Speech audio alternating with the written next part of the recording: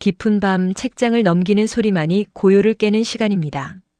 안녕하세요. 여러분의 마음을 읽어드리는 심야독서입니다. 당신의 마음은 지금 어디에 매여 있습니까? 우리는 모두 각자의 유배지를 살아가고 있습니다. 누군가에게는 그것이 숨막히는 직장일 수도 있고, 누군가에게는 끝이 보이지 않는 경제적 고통이나 관계의 파탄일 수도 있습니다. 우리는 늘 생각합니다. 이곳만 벗어나면, 이 문제만 해결되면 행복해질 텐데. 하지만 정말 그럴까요? 여기 1000년 전 중국 북송 시대에 살았던 한 남자가 있습니다. 당대 최고의 천재로 추앙받으며 황제의 총애를 한 몸에 받았으나 동시에 평생의 절반을 척박한 오지로 쫓겨 다녀야 했던 비운의 정치인. 하지만 그는 우리에게 비극의 주인공이 아닌 인생을 가장 맛있게 즐긴 사람으로 기억됩니다. 바로 소동파입니다. 그는 절망의 구렁텅이에서도 시를 짓고 요리를 했으며 집신을 신고 비바람 속을 유유히 걸었습니다. 오늘 우리는 소동파의 삶을 관통하는 세 가지 철학적 관문 득실, 명리, 생사를 통해 우리가 쥔 집착의 끈을 놓고 비로소 자유로워지는 법을 배워보고자 합니다. 제1장 득실 얻음은 빌린 것이요, 이름은 돌려주는 것이다. 1. 잃어버린 풍경에 눈먼 우리들에게. 우리는 무언가를 얻었을 때 행복하고 잃었을 때 불행하다고 믿습니다.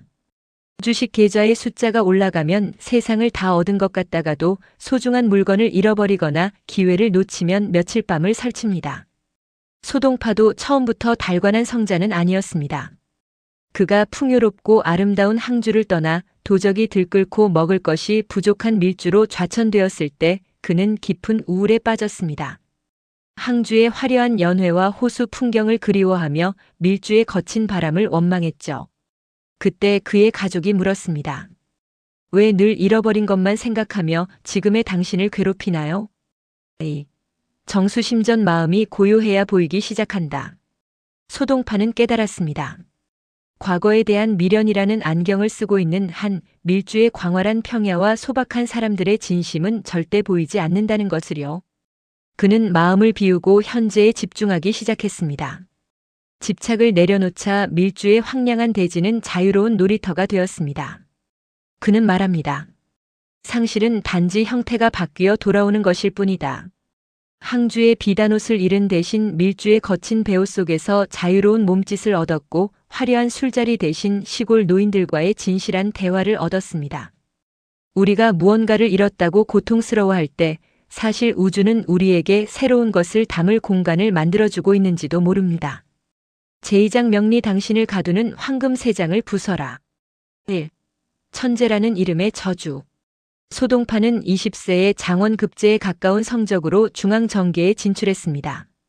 그의 글은 발표되자마자 온 나라 사람들이 베꼈었고 황제는 그를 장차 재상으로 쓸 제목이라 칭찬했습니다. 젊은 소동파는 자신의 재능을 뽐냈고 거침없는 비판으로 적을 만들었습니다. 그 결과는 참혹했습니다. 모함을 받아 죽기 직전까지 고문을 당하고 옥에 갇히는 오데시안 사건이 터진 것입니다. 이름값을 포기할 때 찾아오는 자유. 우리는 남들에게 인정받으려 애쓰고 성공한 사람이라는 타이틀을 유지하기 위해 영혼을 깎아먹습니다. 하지만 소동파는 옥살이를 통해 이름과 이익이 사실은 자신을 가두는 새장이었음을 절감했습니다. 그는 유배지 황주에서 스스로 동파라는 호를 짓고 농부가 되었습니다. 조정의 고관대작이었던 소식이 아니라 동쪽 언덕에서 밭을 일구는 노인 동파 거사로 살기 시작한 것입니다. 마음은 타버린 재와 같고 몸은 매어있지 않은 배와 같다. 명예에 대한 갈망을 버린 순간 누구도 그를 상처 입힐 수 없게 되었습니다. 진정한 명예는 세상의 박수 속에 있는 것이 아니라 어떤 비난 속에서도 평온을 유지하는 자신의 내면에 있음을 그는 보여주었습니다. 제3장 생사 죽음을 마주할 때 삶은 비로소 축제가 된다. 1. 옥중에서 쓴 절명시. 소동파가 옥에서 죽음을 확신했을 때 그는 아내와 자식들에게 마지막 시를 남겼습니다. 그 절박한 순간에 그가 그리워한 것은 권력이나 부가 아니었습니다. 그저 가족과 함께 둘러앉아 소박한 밥상을 마주하던 시간, 함께 산책하던 평범한 일상이었습니다. 기적적으로 사면되어 살아난 소동파에게 이후의 삶은 덤이었습니다. 오늘 죽어도 여한이 없다는 마음가짐은 그를 두려움 없는 낙천주의자로 만들었습니다. 그는 환경을 탓하지 않았습니다. 유배지의 거친 돼지고기를 보고 부자들은 거들떠보지 않고 가난한 이들은 요리법을 모르니 내가 맛있게 만들어보자며 동파육을 만들었습니다. 고난을 요리하고 절망을 노래로 만든 것입니다. 죽음은 작은 일, 삶은 위대한 선물. 임종의 순간 친구가 극락세계를 잊지 말라고 당부하자 소동파는 웃으며 말했습니다. 억지로 구하려 애쓰지 마라. 자연의 흐름에 맡길 뿐이다. 그는 삶과 죽음을 낮과 밤의 교차처럼 당연하게 받아들였습니다. 우리가 죽음을 두려워하는 이유는 오늘을 충분히 살지 않았기 때문인지도 모릅니다. 소동파처럼 오늘 하루를 온전히 사랑하고 곁에 있는 사람의 손을 한 번 더 잡는다면 죽음은 더 이상 공포가 아닌 평온한 휴식이 됩니다. 제사장 수우이한 비바람 속에서도 춤추는 법. 1. 인생이라는 날씨를 대하는 태도.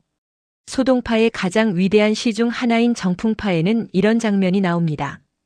길을 가다 갑작스러운 소나기를 만납니다. 일행은 모두 젖을까봐 비명을 지르며 뛰어가지만 소동파는 혼자 집신을 신고 지팡이를 짚으며 천천히 걷습니다. 숲을 적시는 빗소리 들을 필요 있나 노래하며 천천히 걸어가리라. 비가 그친 뒤 그는 뒤를 돌아보며 은졸입니다. 돌아보니 비바람 몰아치던 곳 비바람도 없었고 햇빛도 없었노라. 모든 것은 지나간다. 오직 당신의 마음만 남는다.